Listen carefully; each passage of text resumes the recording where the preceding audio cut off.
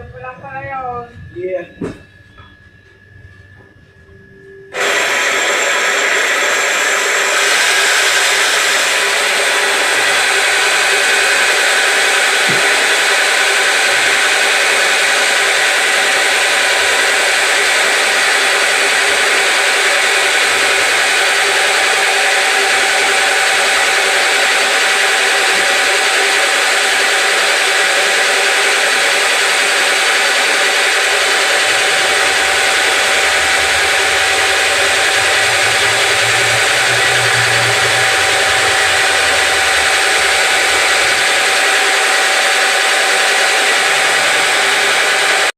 Ayan mga kadiwa, talagang sobrang bait po ng mga taga-Kalatagan sa akin dahil napa-welcome nila sa akin. Meron tayong merienda, juice, and tinapay. Yan. Pare po yung si Beshi kung antukin, lagi kaya antukin na rin maraming business. Ako yung mangungutang din eh. Wait, pati ka naman din sa sa video.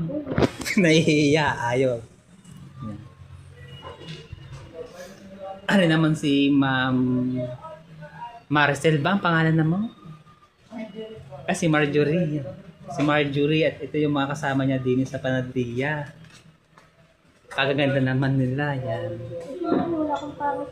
Kaya nga, yun yung kapopogi rin ng iyong mga staff din ng mga panadero at panadera.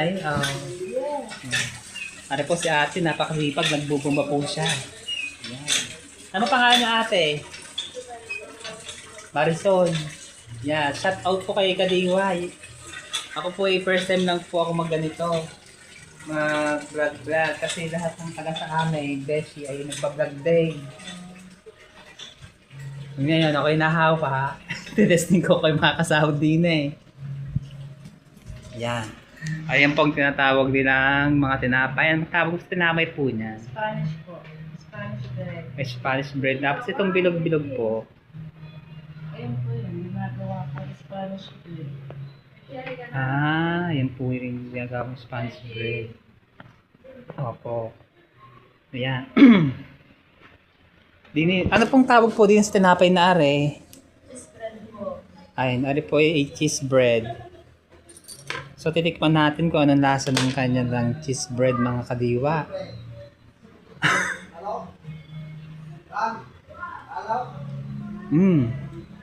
Masarap po kanilang malamnam po ang kanilang cheese bread na tinapay. Sakto lang din yung tamis, tapos medyo may pagka-milk pong lasa, masarap po. Masarap po ang kanilang cheese bread po na tinapay. Mga kadiwa. Ayan. Sa mga gusto pong makatikim ng kanilang tinapay, pumunta lang po kayo din sa may Luksuhin, Kalatagan. Ang pangalan po ay Bakery Malabanan. Nga Beshi? Bakery Malabanan ang kanilang pangalan ng kanilang bakery. Yan. So, tayo po ay mag-i-start na kay Madam. Mamaya ay babanlawan natin siya ng buhok at paplantsahin po ang buhok ng aking beshing are. Ayan. Siya po daw ay mayroong pupuntahang kasal. At silang dalawang mag-jowa ay ninong at ninang.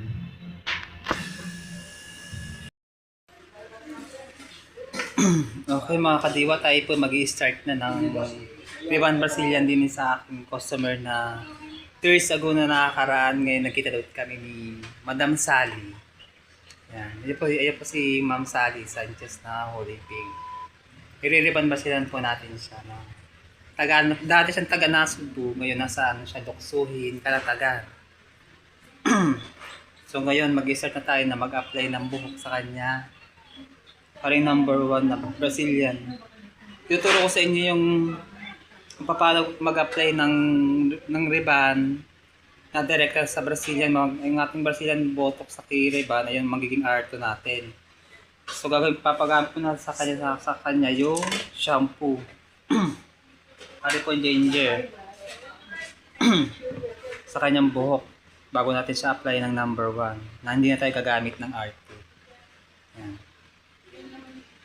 Pare po yung kanyang nagkakabalan po dito na ayan, meron po sa tinapay.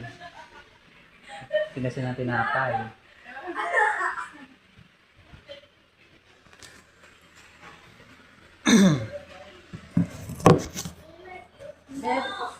Beba! Ano ba yung Ate, ano pong tawag dyan sa inyong ginagawang tinapay? ensaymada po? Ensaymada. Yan. Ano po pangalan po ninyo? Marjorie po. Ate muna entertain si ate hanggang ito wala pa yung ating lady pa. Ano po pangalan po ninyo? Marjorie po. Si Marjorie po, ayan po. Shout out po. Taga saan po si Marjorie? Bukal po. Ayan, taga Bukal po. Saan po Bukal? Ha? Dito lang din po sa Kalatagan. Oh, dito lang din pa sa Kalatagan din pala sa nakatira, mga kadiwa. So ayan, magsipag naman ni ate. Siya po ay, ilan taon na po kayo? 20 po. May asawa at anak na. Wala po. Ayan, wala pa daw. Single pa daw mga kadiwa. So ngayon kung may naghahanap ng jowa dyan. Ayan. Kasi pag may ate Marjorie.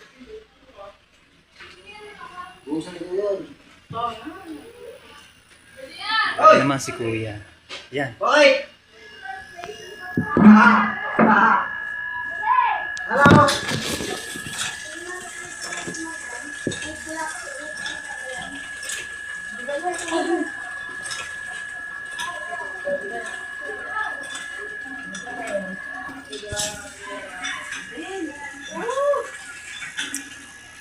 Hintayin muna natin si